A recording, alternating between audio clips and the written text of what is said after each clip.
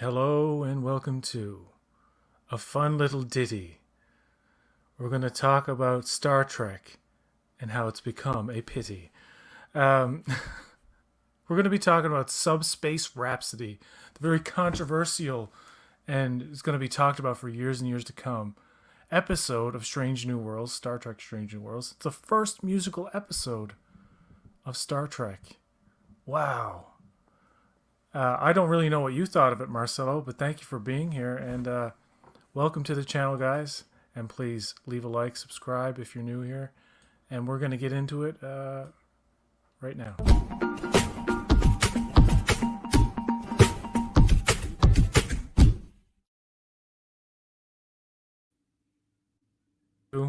Episode 9 of Star Trek Strange New Worlds, Subspace Rhapsody. Like I said, the first musical episode of Star Trek ever. I didn't think it was terrible. It has one very, very terrible moment that I think is the worst moment of the show, and it's when the Klingons do their little song and dance thing on the view screen. We'll get to that. But, I got to point out the highlight, just to get it out there right away, is Celia Rose Gooding's solo. Let's Be Connected. Is that what it's called? Yes, Let's Be Connected. Yeah, that was her solo. I think that was her solo. No. Keep Us Connected. Keep Us Connected, yes. Yes. That was a good song. I'm like, I thought like that could probably be on the pop charts or something. But right. What'd you think? So that was your favorite number? Yeah. Okay. Well, my favorite number would have to be the one that La'an sings in her quarters about Kirk and about keeping the secret about knowing an alternate version of Kirk and how her relationship with alternate Kirk sort of opened her up and showed her a different side of herself. That one is How Would That Feel? Yes, I think that's what it's called. Yeah.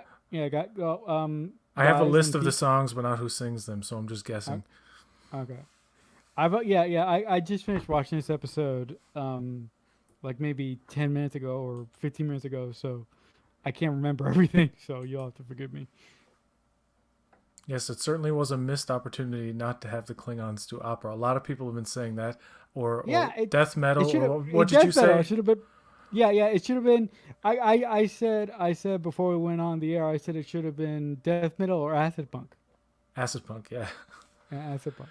The fact that they did kind of a boy bandish kind of thing, where like, why you calling us when you got your drama and like your mama and like we're gonna like make your blood scream, and I'm like, no, no.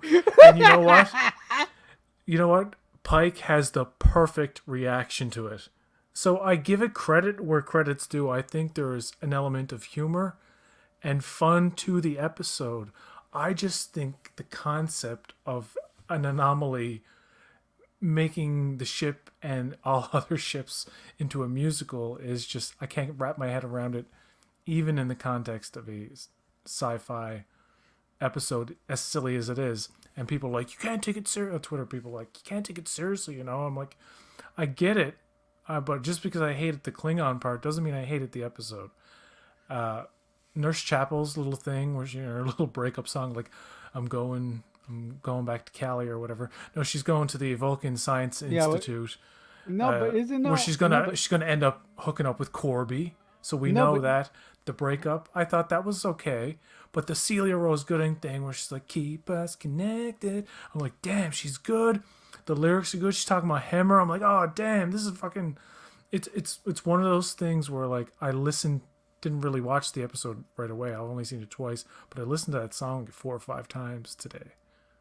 I'm like, I could get sick of it by the end of the night, but I could get sick of it. Look. The only thing that I did not like about this episode is the way that Spock's and Chapel's relationship ended. Because, correct me if I'm wrong, but she was not accepted to the Klingon. She was not accepted to the Klingon thing. Wasn't she accepted to a fellowship with Corby, or was it like? No, she was accepted to the Vulcan Institute fellowship thing, okay. where Corby's a part of it. Oh, and okay. we know that she's gonna fall in love with him. Yeah. Uh, I mean, yeah. I mean, look, that's the only part of the episode where I silently in my head screamed, "The hell with Kenan!" Just if you're gonna, just once. If you, I mean, look, Strange New Worlds has already bent it to all hell. If you could just break it once for me, now would be the time. But I get it. But my fanboy heart was just hurting in that moment because I knew it was gonna happen, but I just wish it would have happened a little later. and again, you know what? They're finding every excuse to, you have the love story between, or the, the end of their story with Spock and Chapel, but you also have Kirk and La'an, and Right. La'an's just like, really wanting to tell Kirk, hey, I knew you in another timeline. Like we didn't do it, but we wanted to. And then Kirk mentions, Carol Marcus and Carol. how she is on the starbase and that she's pregnant. So I don't run into the Kirk thing like I thought I would. Like every time this guy's been on there this season, uh, I've been like, yeah, I don't mind it. And the fact that they used the excuse in when Kirk and Pike met in a previous episode this season, they make Pike fleet captain to have the excuse because in the menagerie, Kirk mentions I met Pike when he was promoted to fleet captain. So Right. like we got it. So they're bending and breaking canon like what they're doing with the Gorn. The next episode is about the Gorn. So you have this thing where Oh, really? you have every even numbered episode this season is a little more serious and actually a little bit better. Then you have every odd numbered episode funny enough. Not every odd number episode is completely silly. I'm not saying that, but every odd numbered episode this season is the tonal shift to we're gonna have more fun, we're gonna have more humor, and we're gonna take bigger swings and take bigger risks. Mm-hmm. So the whole concept of a musical episode of Star Trek, I'm not against. It's all good as long as you can. But the way it's done, it's like this thing makes them sing like perfectly rehearsed lyrics and dance moves and provides the music. I'm like, this is a step too far and it is campy almost like a 60s show. Like I can see this kind of thing being pulled off in a 60s or 70s version of this kind of this crew. But that being said, it's not terrible. Like I said, that two songs that are not bad. The first song before the credits, where they're like a couple of them are like, "Why are we singing?" Oh, Like that was actually that was not bad.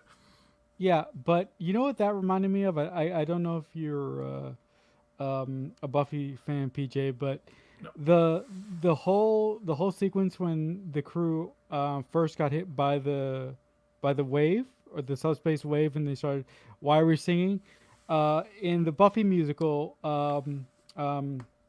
once more with feeling when they start singing in that musical episode the first song that they sing they keep singing they keep saying why are we singing so I think in a way this It's a tribute episode to sort of that.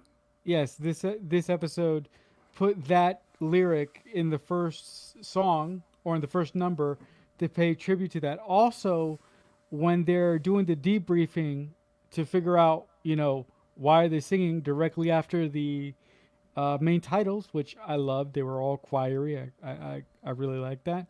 I believe it's La'an that says, at least at least we're not going to turn into bunnies, and that's another tip of the cap to the Buffy musical because in the Buffy musical, one main character has this whole song about what's the deal with bunnies. So Yeah, I noticed some people on Twitter were commenting on or X or whatever it's called now, the app, yeah, I'm gonna call it Twitter. I don't care. It's like Yeah, HBO Max. I'm not calling it yeah, Max. it's just Sorry, HBO. it's HBO or HBO Max. Fuck it. Yeah. But yeah, the bunny thing. I'm like, okay, that's I get it. I heard it in the episode, but I don't get it. The reference, Yeah. and you just put yeah, it's definitely what you say. It's Buffy. I've never watched Buffy.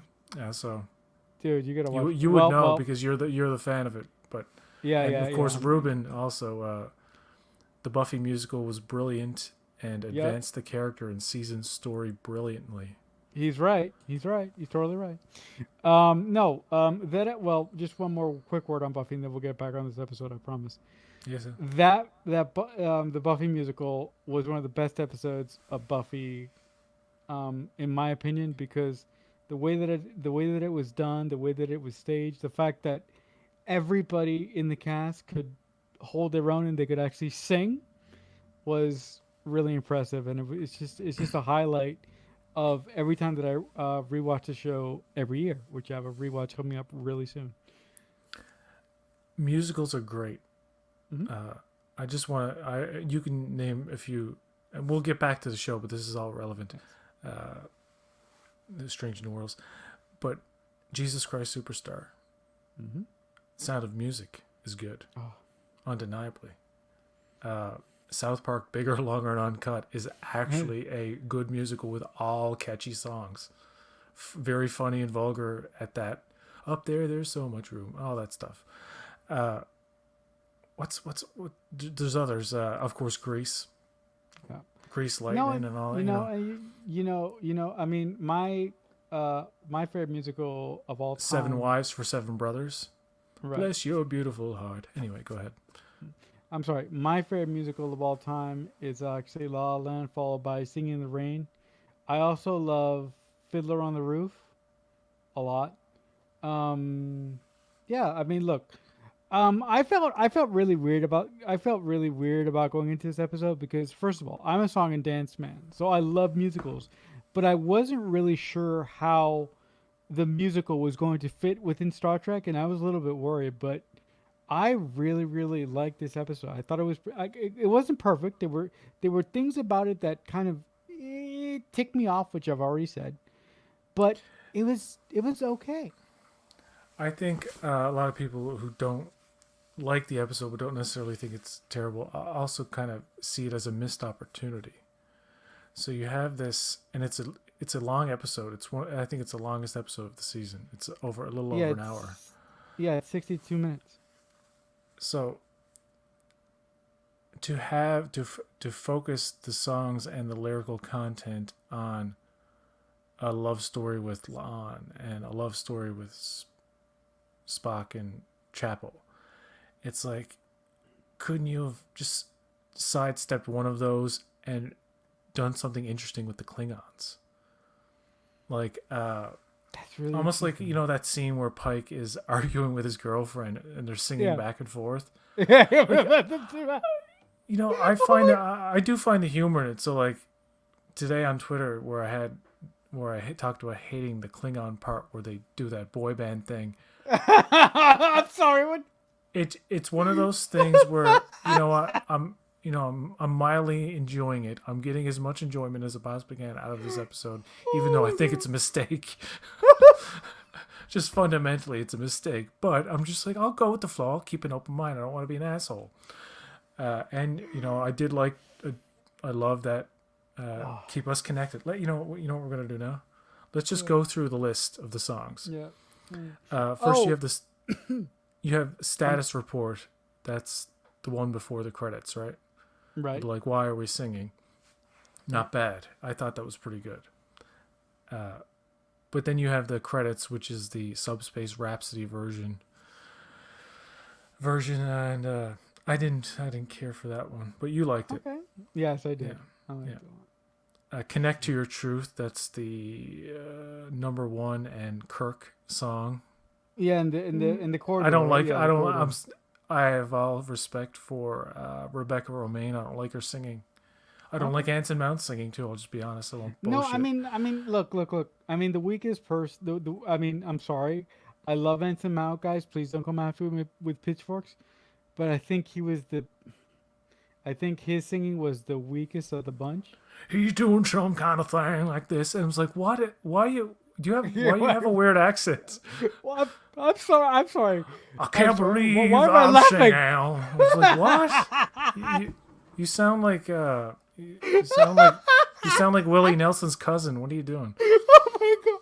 I can't. Stop making laugh. Stop making me laugh. Oh God, I don't want to hurt. I don't want Oh my to. See, the god! next one is the one with La'an that you like. Is how would you feel? Yes. How would that feel? Yeah. How would you feel?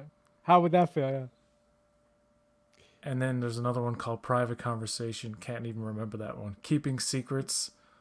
Oh no! Keeping secrets is between number one and La'an in the in her ready room where she turns off the gravity for the room for a Oh particular reason. yes. That one was okay. That one had a nice melody to it. Yeah, Uh, it did.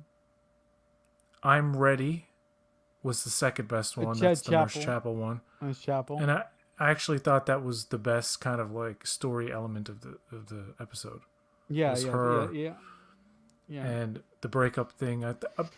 Spock singing is like I said, I'm fundamentally against the concept of this as a canon reality and within the world of it's like, I get it because it's all you can go back and pick out all the really silly crazy stuff that we love and like to make fun of now that Lower Decks has a field day with. Yeah. But, come on, it's a weird season where it shifts tones. Uh-huh. Like serious, silly, and the further it goes along in the season, the more serious and silly it gets. Think about this. You had episode 5. Episode 5, the halfway point of this season was when it started getting really like goofy with charades or charades. Oh, charades! I like that. Yeah, I like that episode quite a bit, just for me because of it's like an episode of Three's Freaking Company.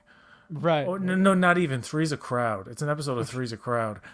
And if you get that reference, God bless you.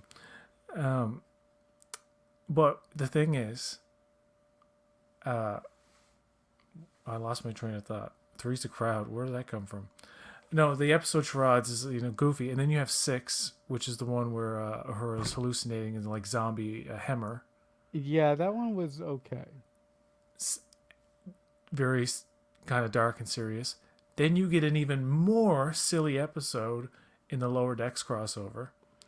Then it's followed by an even more serious than before episode with Mbenga that are people like, oh my god, it's divisive even. It's so serious, it's divisive. And now what you have in episode freaking 9 is that it's so silly and out there and off the fucking wall and bizarre and just jarring that it's had the opposite effect where it's like, that's the divisiveness of it. Not to say that there are people out there who fucking love this episode.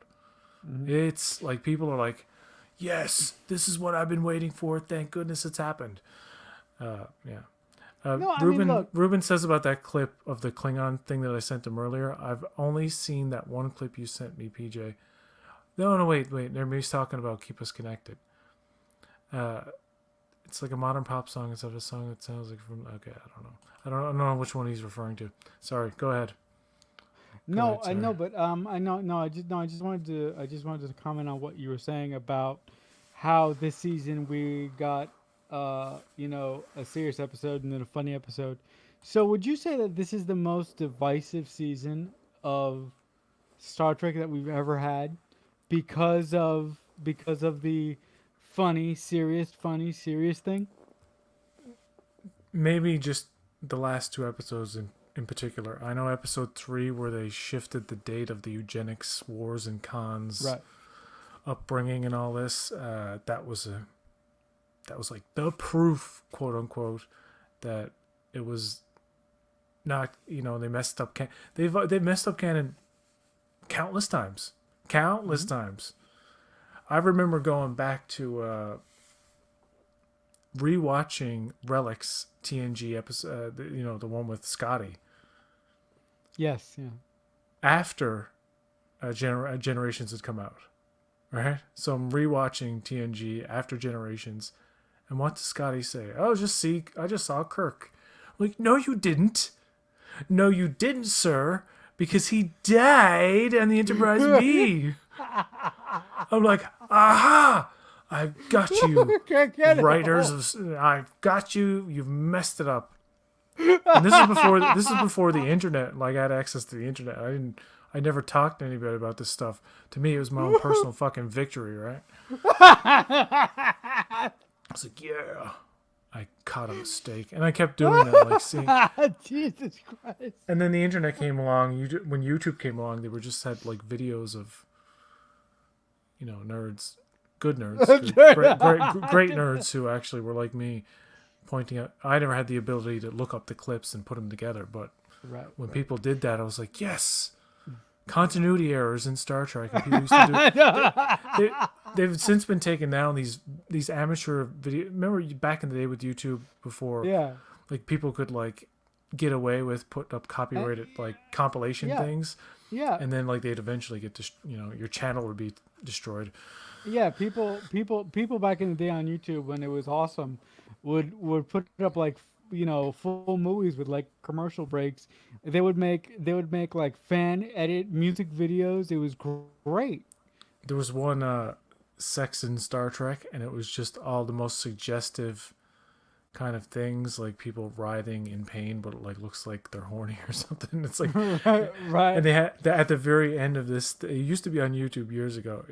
At the very end of it, Worf is screaming into the camera. And then all of a sudden, the other clip is Wesley getting a bunch of cream on his face. Anyway. Oh my god! But it's all out of context, and it's edited in a way to look very dirty, even though it's actually technically it's not. Although I just have to say one thing about the suggestiveness of some Star Trek scenes. I was watching Enterprise last night. And I was watching an episode where Trip and T'Pol go to a planet and they pick up this contagion, and they have to go into the decon sort of tank thing that they have, right? And they're having this whole discussion.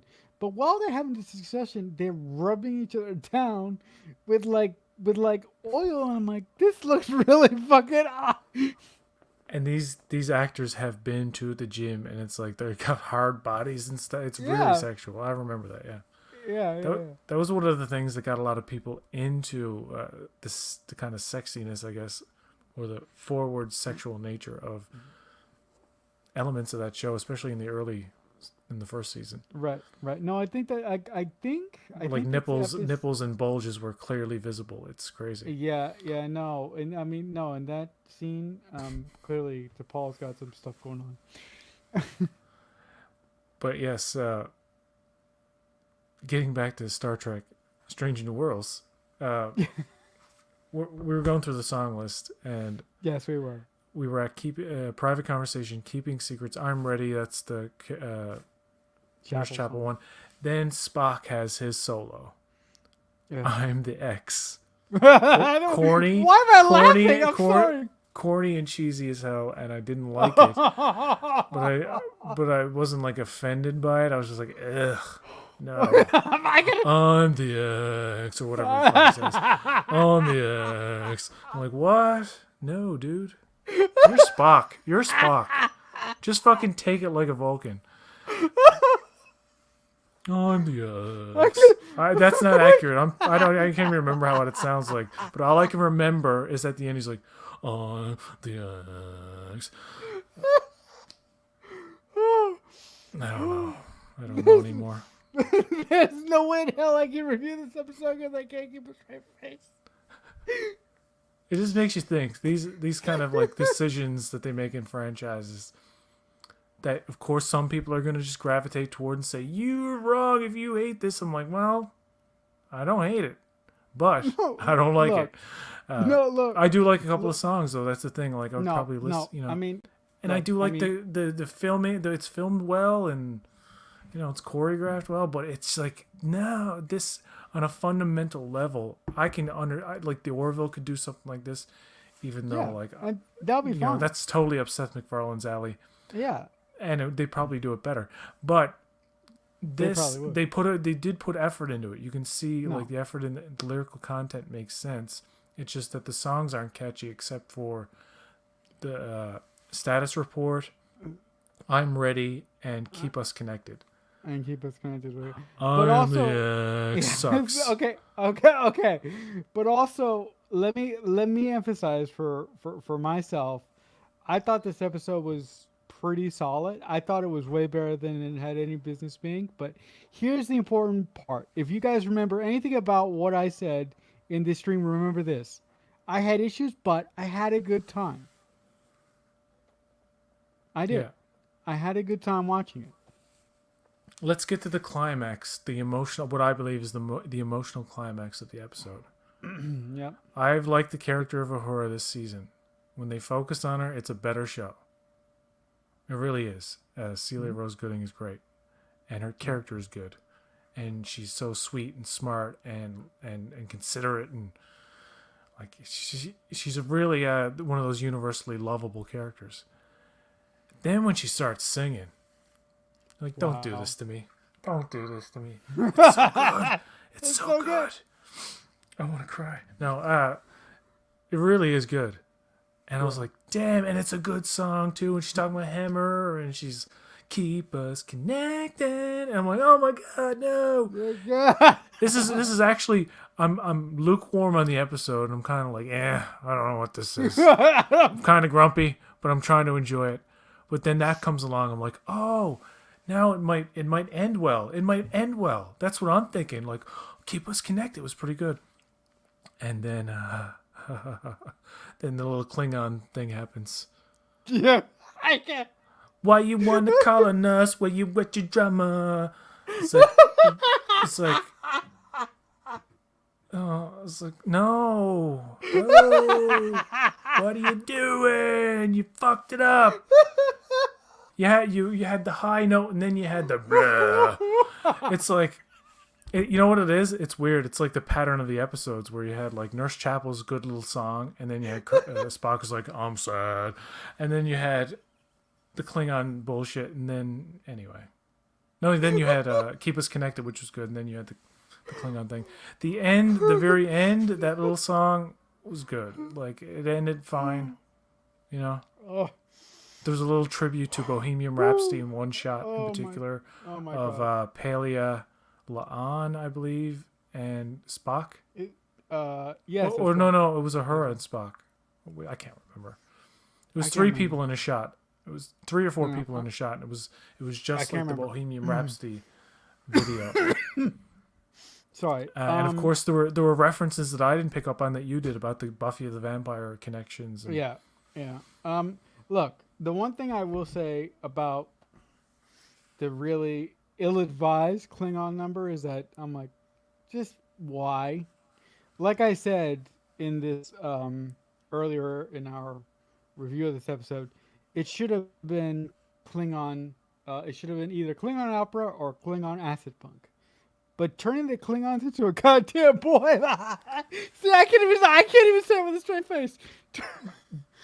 There is a problem, and when you first meet that Klingon dude, he's pretty good. He reminds you of Martok. Of General Chang, right? Oh, No. no. Well, not yeah, Chang. he's kind of an Eye patch? amalgamation of a lot of guys we've seen. But he sounds like he sounds like a good Klingon, and it looks good. And he's like, in so many words, he's like, we want to shoot this thing because it dishonors us because they're incredibly embarrassed. And then when you find out what they're actually doing over there on the ship, they're like all doing boy band stuff. You understand why the Klingons want to destroy the thing. They're like, this is killing us. This used to be a thing on Earth in the 20th century. You listen to this shit and watch people dance like this? What's going on? I don't mean it. Are you okay? Oh, God. I'm gonna break. Oh my god! Well, I'm sorry. I tell you, it's gotten a lot of chatter. I put out a tweet on Twitter or X, whatever you want to call it, at Hey, Boatrek1, call it Twitter. where I shared a clip of the Klingon part, the Klingon boy band part, and the clip ends on Pike's like, "Oh my god, look what was that?" His look says it all. And I said, "This is the single worst moment of the series." I Okay. said, "Mother of Kalis, Holy Mother of Kalis, what the actual fuck?" And I have not had a chance to look at all the comments because there's like 500 or something. The video's been viewed like 250,000 times. It was retweeted by Robert Meyer Burnett. That's where I think it got traction. Yeah. Plus Thank the you, fact Robert. that many people agree that is the cringiest part of the episode. Some people love it. Some people think it's the best part. Really? I don't begrudge. That's it's cool, man. No, I love that that's people cool. have That's found great. enjoyment in every single part of Yeah. this. I could only find enjoyment in some parts. Other parts are like, oh, I'm looking into the void of nothing, wondering what is life? Is this real? Have I died? Is this a weird simulated reality where like the people programming it aren't quite getting it right, and everything's kind of that's why all franchises and TV and everything's really weird and not right, and like people aren't right, like Anyway, I'm going a little too far with that, but. Basically questioning my reality because Quick question. I'm kidding, All right. but all right. Any closing thoughts I look. before we Look. before we take off? Look. I'm gonna say I'm so happy that this episode exists. I'm so happy that it is nowhere near as bad as I thought it was gonna be, and I really enjoyed myself while I was watching it, and I will watch it again. And secondly, this discussion is actually was actually the best part of my night because I couldn't stop laughing. Yeah, this has been a fun discussion, and if this episode did anything, it created a huge conversation, Yeah, it did. much like the last episode did, but even more so this time around. Yeah. With it's divisive, but I'm not seeing like I'm seeing a lot of in the middle, like of where I don't hate it, but it's just wrong. It's just the concept of Star Trek and musicals doesn't fit to a lot of people. the way they set it up in the beginning of the episode. It's like they're aware of like this is not normal. Why am I Right. singing? The deflector shields are down or something, and they're like aware of it. And then there are breaks. I didn't actually know if this episode was going to be all singing. I actually just in the back of my mind I assumed it. I assumed it was going to be all singing.